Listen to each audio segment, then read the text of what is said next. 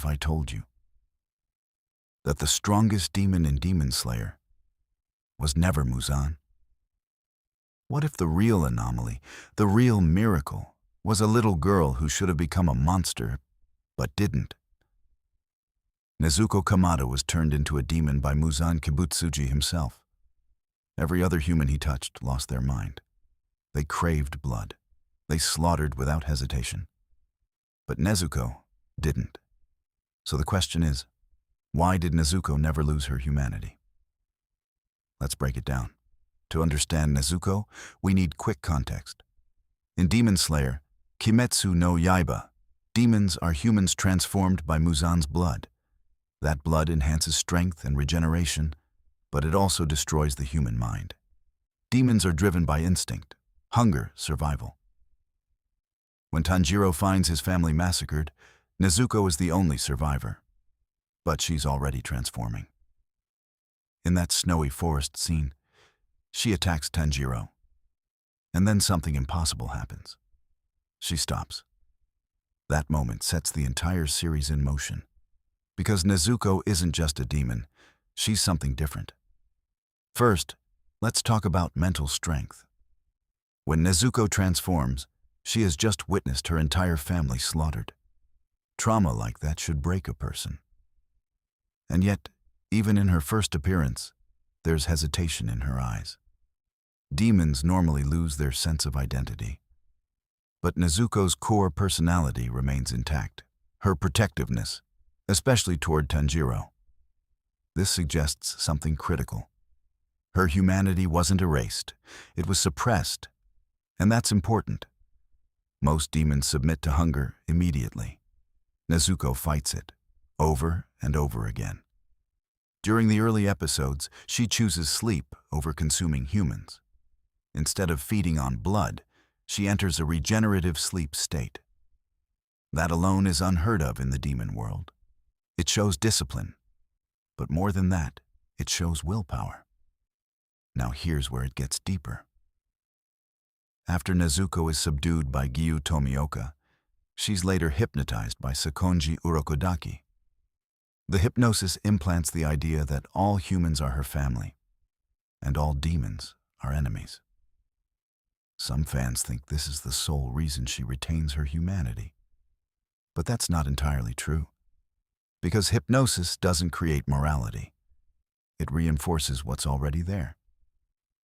If Nezuko had truly lost her humanity, conditioning alone wouldn't override her instincts forever.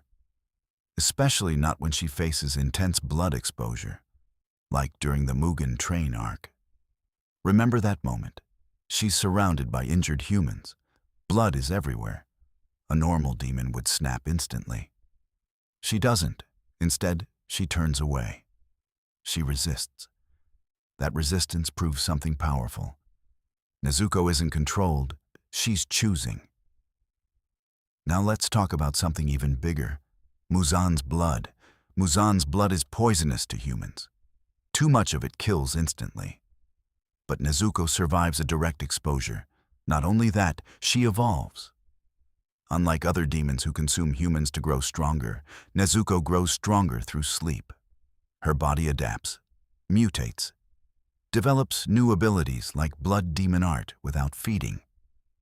This suggests that her biology is fundamentally different. The series hints that Nezuko may have had a unique compatibility with Muzan's blood, almost like her body rejected the mental corruption but absorbed the power. And there's symbolic meaning here. Nezuko represents controlled strength. She embodies power without surrendering to hatred. While other demons give in to rage, Nezuko channels her anger to protect. Her blood demon art literally ignites demonic blood. But it only harms demons. It doesn't burn humans. That's not random. That's symbolic. Fire in Japanese folklore often represents purification. Nezuko's flames cleanse corruption rather than spread it. And then there's the bamboo muzzle. Most people see it as restraint, but it's also a visual metaphor. She chooses silence. She chooses control. While demons speak of hunger and dominance, Nezuko remains quiet, still, watching. That silence isn't weakness, it's discipline. Now here's a detail many viewers miss. Throughout the series, Nezuko physically shrinks herself into a childlike form when calm. But in battle, she grows into a more mature, powerful state. That transformation reflects emotional regulation. Her child form represents innocence. Her awakened form represents protective instinct. But even in her strongest state, she never attacks humans. That's crucial. Even when enraged, even when injured, even when exposed to blood, her moral line remains intact.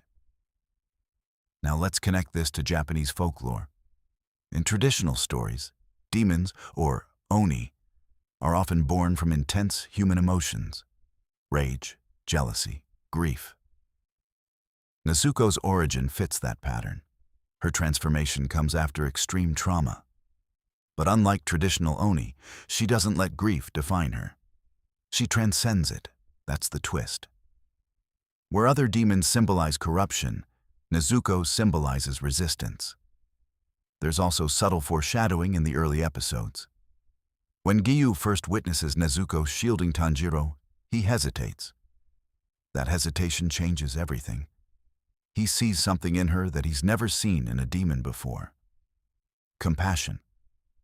And that moment plants the seed for the entire Demon Slayer Corps to eventually reconsider what demons are capable of. Nezuko challenges the system. She's living proof that demonhood isn't absolute evil. Now let's enter theory territory. One strong evidence-based theory is that Nezuko's resistance is tied to the Kamado family lineage. Her father practiced the Hinokami Kagura, a dance tied to the sun-breathing style. Sun-breathing is directly opposed to Muzan's existence. It represents life, light, and resilience. It's possible that Nezuko's exposure to that tradition, that spiritual legacy, created a unique internal balance when she was transformed. Not immunity, but equilibrium. Muzan's blood tries to dominate, but Nezuko's inherited resilience pushes back.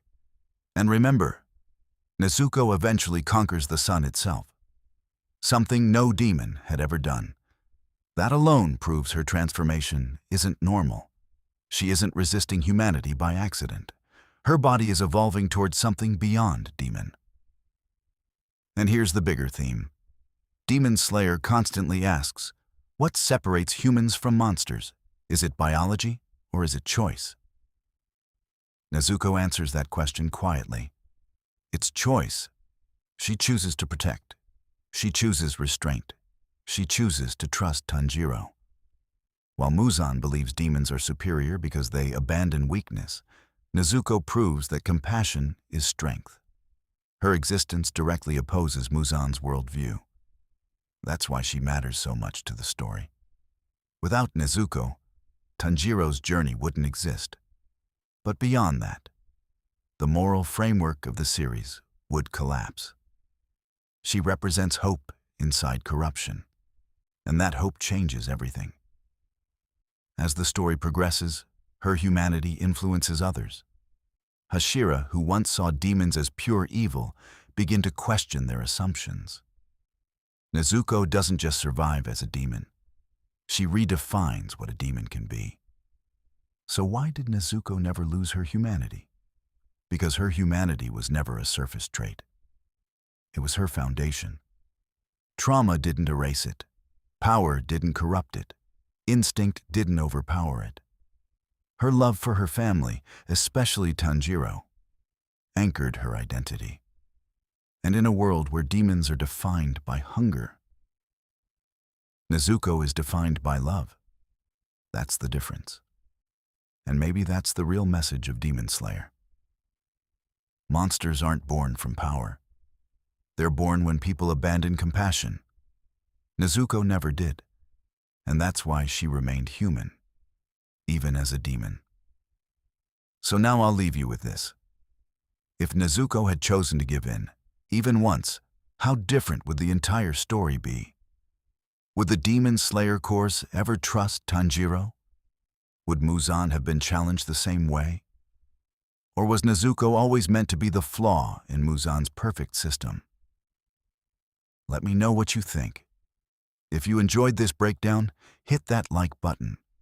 Subscribe for more deep dives into Demon Slayer lore. And comment below.